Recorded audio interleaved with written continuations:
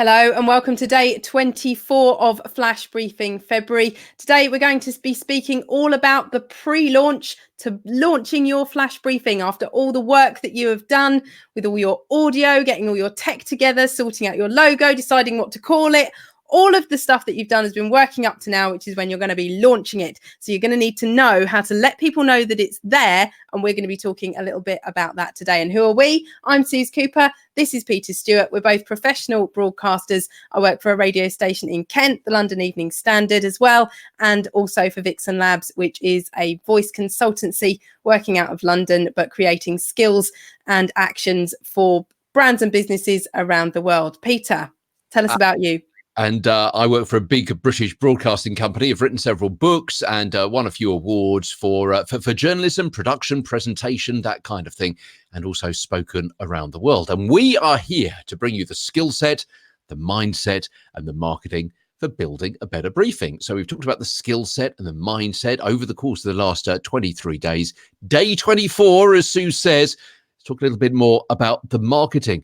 And your launch, first of all, because when are you going to launch? When is that going to be? Is it just going to be tomorrow? And it could be, if you want to get out there really, really quickly. Or are you building up? Have you actually built in a schedule for launching on a specific day? Why might it be a specific day? Well, it might just be the first of the month. Might be really convenient and handy for you to do that. Might be on a Saturday rather than a Monday. Think of the day of the week that you may want to do it. It may tie in with your content or with your business. It may tie in perhaps with a conference that is going on. So you can actually go to the conference and tell people, I launched my flash briefing all about what we're talking about at this conference today.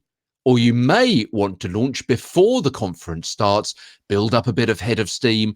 As we mentioned before, talk about what is going on in the conference, who the speakers are, what your take is going to be on the different subjects that are going to be discussed at that conference. So work out when is the optimum time, when is the best time for you to launch. And then when you've got that date, you're working back from that date with your pre-launch publicity. And we're talking about things like teasers and maybe put a countdown timer or something on your website together with a teaser explaining what it's all about, how people can listen and how people can get involved with your flash briefing. Okay, but also it's not just audio we're talking about when it comes to publicity. An awful lot of people nowadays are using audiograms, which Suze knows an awful lot about. So Suze, this is where you kind of got a bit of audio, but you're combining it with some video to make it much more attractive on social media.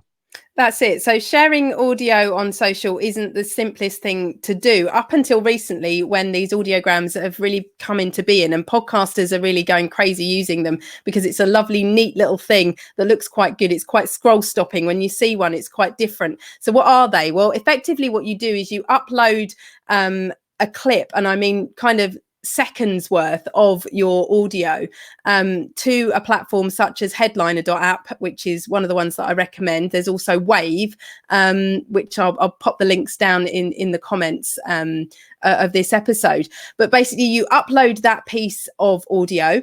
The software will then convert that into text for you so that it comes up with some subtitles. You can choose to either have moving images, static image, or some video playing behind it. It will create a waveform of your audio.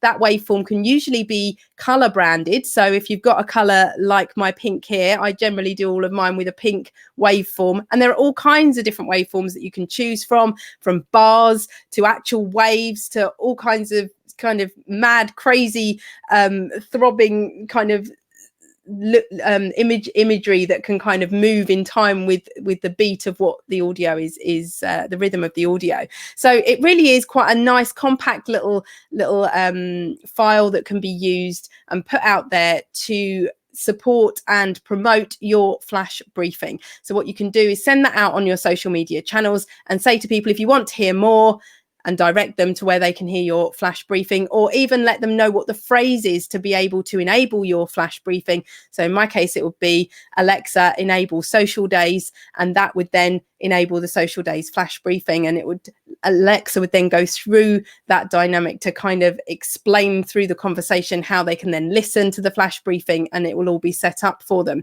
Now, we have to remember that flash briefings and voice technology and smart speakers in general, people are still kind of getting used to the fact that they can put these third-party apps, these skills, these flash briefings onto their speaker and customize it in that way. So if you have gone to all the trouble of creating your flash briefing, you're going to need to put a little bit of work in to let people know how they can enable it, where the skills store is, drop the link in there as well. I quite often do some screen share, little short videos, and send those out on Facebook and on Twitter as well, just to show people how they can actually enable the flash briefing and hear the work that I've put together there for them. So it's a little bit of education, it's a little bit of marketing and promotion, but it is a really exciting time, because hopefully you're really on the way now to driving people to listening to your flash briefing on a daily basis. So Peter, we use social media channels ourselves. We're not talking about massive marketing budgets here, are we? We're really talking about promoting using these channels that we're used to: Instagram, LinkedIn, Facebook and Twitter, and certainly that's what we've done with ours, isn't it? Absolutely. So maybe you've got those channels already. If you don't, they're obviously easy and straightforward to set up. Don't forget, if you're talking about Facebook, maybe getting into different Facebook groups to promote the flash briefing. I don't know, maybe you're doing something about dogs. Yeah. So obviously you're going to be getting into some groups which are talking about dogs, not necessarily just local groups, because your flash briefing is going to be able to be heard around the world. So promote it in other Facebook groups about dogs, about dog walking, dog care, choosing dogs, looking after puppies, all sorts of different things. Think laterally, go into Google, see what people are searching for. And also, don't forget just to go to, and this probably will have to be local, go to your local vets, ask if they can put up a poster on their notice board or in the window or something like that. Get involved. Maybe they're going to sponsor it.